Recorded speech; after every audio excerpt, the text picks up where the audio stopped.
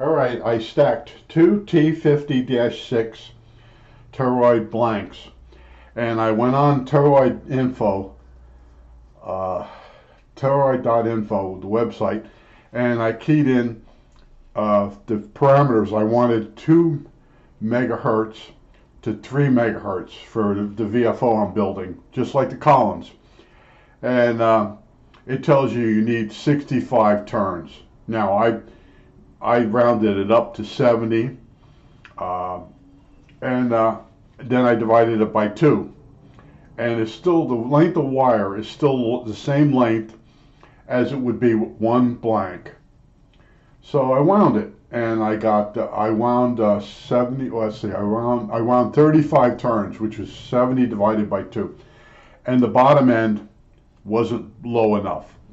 And I also realized that when you wind a double, the wires bow out away from the ferrite material more on both the outside and the inside of the winding, so that you have less capacitance, you have less inductance because the wires aren't laying flat against the ferrite material. There's also less turns, so there's less capacitance between the turns. So that itself brought the bottom end up. Also, the T50-6 their bottom end in their spec is 3 megacycles. So in other words, I'm adding extra turns to go down lower, and that's what I did. I went back and rewound the coil again with more turns. Instead of 37 or 35, I hit more for like 45 turns, and I had the bottom. I turned it on, and right now we're going to do a cold start. Hopefully the camera and everything works. Here we go. All right. That's how much overnight. It was set for 2.5 megahertz. And look how much it's off. And that's a cold start. Now, if you operate with this circuit, within an hour or so, it stays very close. And once it warms up, it travels in and up and down about 25 hertz. This is hertz right here. 1 hertz would be right here. So I wanted to see what this did overnight. And I have this theory. Now, people say it's temperature. I got a feeling it's some type of charge. Because if you shut it off for only 2 hours, those parts should definitely get back to room temperature. And you come over and you turn it, it's not that far off. But this is not 24 hours, sleep for, say, 10 hours ago, I set this. Now this is going to slowly sit there and creep, and within an hour, this thing's going to be back to 2.5. See, it's going there. It's going down in frequency. I want to explain you stuff that no one else shows you. That's my goal. Because I watch other people's videos, and besides showing you real detail when you don't need it, that's because they feel comfortable. And I don't mind failing. And I show you the failure, and then I stay with it until I have success. And then I show you that. And it seems ridiculous because I show you sometimes 12 different videos on the same subject, but I'm showing you my thought process. And so some people don't want that. They just want to get to where I'm stroking the outside of the radio. I make fun of those people. I make fun of the fact the guy's got a $40,000 lab and he's holding this, 75-year-old radio that's pristine, it's from in the box, and he's memorized a bunch of buzzwords now, and he's holding it up, and he's always got his face in the shot, little bow tie or whatever on, all dressed up. He's a dandy. I don't like those people.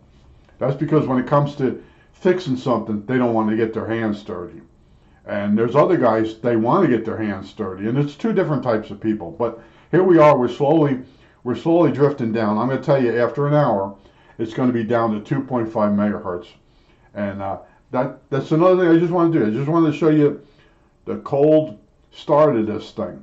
Now, when it's warmed up or charged up, whatever you want to say, it's more stable than the actual PTO in the Collins. Now, this is 100 hertz over here. So this thing was 100 and something hertz off from overnight.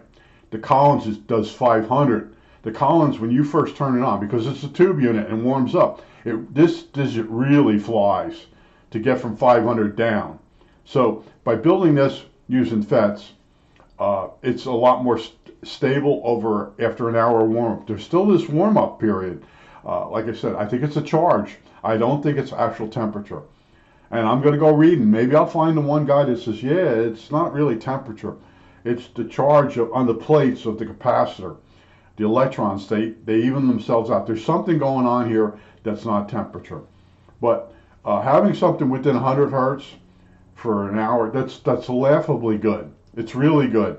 And there's people, well, I use a DDS. I have to have it within so many cycles. And I told you that one guy, I have to follow the guy up and down the band. No, you don't. It's 100 hertz. You know, it's 100 hertz. That's not the band. It's ridiculous. It's overstating something. And but that's what I'm going to show you. And stacking the two cores, if you do it, you might not have any problem at all because you weren't shooting for a super low end. But yes, you can stack two cores. You use what you have. Now, in my case, I bought almost a mile of number 22 gauge wire because it's easy to handle. And I could do most of my frequencies with the toroids that I have with that 26 gauge. And when you get older, you don't want to work with really tiny wires. And 26, you can really pull it tight when you're winding it. It's not going to snap on you. And that's why I went with the double core, because I have thinner wire. And I don't like working with it because it's too tiny. And then as you work in the coil, you might snap it. And now you got to start all over again. So I bought this mile life supply. Let's call it a life supply of number 26. But you'll see this is drifting down. And it'll get to 2.5 after an hour. And then once it gets there, it settles down. It starts going up and down so many hertz. It floats. And why does it do that? Does it cool down? Does it charge? Why? Why? I want to know why. And those are the things where if you go around and you ask on the groups, you get bullshit answers. And you get bullshit answers because you went looking for them.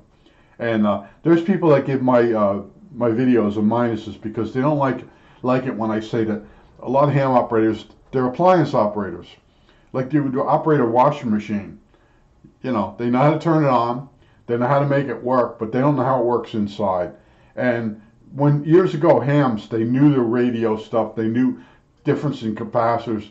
You listen to these guys, I won't get into that. There's a whole website, I think it's called Angry Hams, where this guy records them fighting over each other. One guy thinks he owns a frequency. They're old curmudgeons. Look up curmudgeon. It's a really cool word. I think this is it for this series here. Doing a double toroid and straightening it out. And like I said, if you read about it, no one says, well, you're going to need a few extra turns because the wires come out away from the ferrite. And you don't have as many turns, so there's not as much capacitance between the turns. You're never going to hear that. You're never going to read that because the people that tell you stuff in these conferences have never wired anything up. I think that's it. All right, that's it.